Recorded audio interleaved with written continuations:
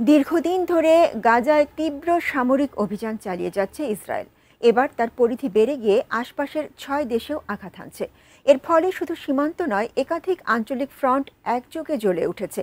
এমন পরিস্থিতিতে জানা গেল, এবার শুধু মধ্যপ্রাচ্য নয়, পুরো মুসলিম বিশ্বকে কোণঠাসা করতে নতুন ষড়যন্ত্রে নেমেছেন ইসরায়েলের প্রধানমন্ত্রী বেনিয়ামিন নেতানিয়াহু। বিস্তারিত জানাচ্ছেন শেখ ফরিদ।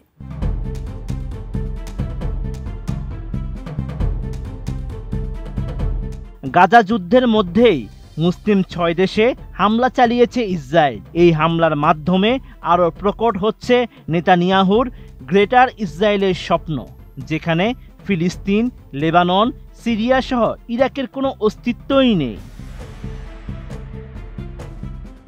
এছাড়া মুসলিম বিশ্বকে কোণঠাসা করতে পশ্চিমাদের সাথে নিয়ে নতুন ষড়যন্ত্রে নেমেছেন নেতানিয়াহু। আর এই ষড়যন্ত্রের সঙ্গে যুক্ত ছিল ট্রাম্প নেতানিয়াহুর ঘনিষ্ঠ মিত্র চার্লি কার্ক। তাকে ইহুদি খ্রিস্টান সভ্যতার রক্ষক হিসাবে বর্ণনা করেছেন ইসরায়েলের প্রধানমন্ত্রী।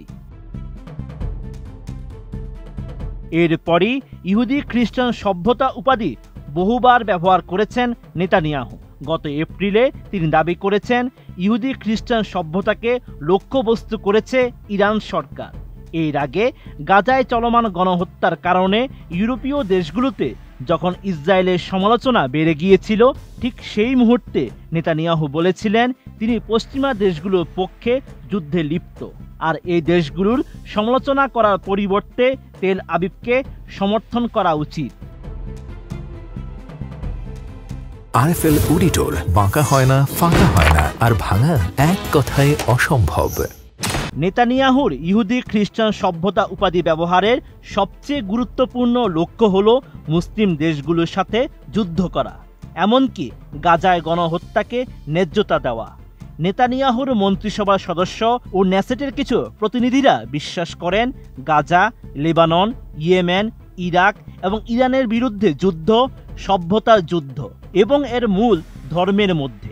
এমনকি মার্কিন পররাষ্ট্রমন্ত্রী রুবিও দাবি করেন ইসরায়েল ইরানের সাথে ধর্ম ও সভ্যতার যুদ্ধ চালাচ্ছে।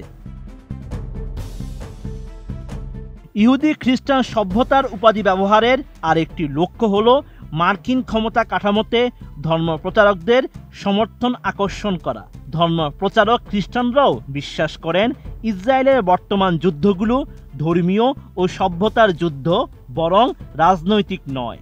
অতএব তারা এই যুদ্ধগুলিতে তেল আবিবের প্রতি দৃঢ় এবং ব্যাপক সমর্থনের উপর জোর দেন।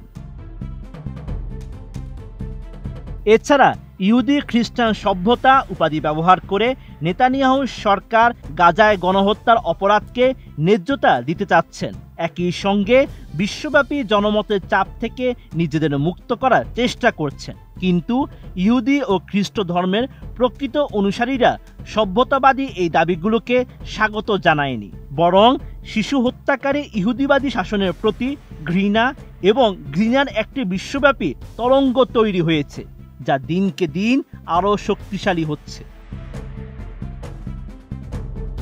বিশ্লেষকরা বলছেন ইহুদি খ্রিস্টান এই সভ্যতা প্রকৃতপক্ষে চরমপন্থী ইহুদি এবং খ্রিস্টানদের মধ্যে একটি সংযোগ তৈরি করেছে।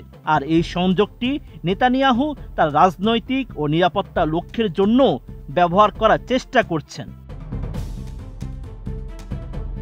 Sheikh Farid, ATN news.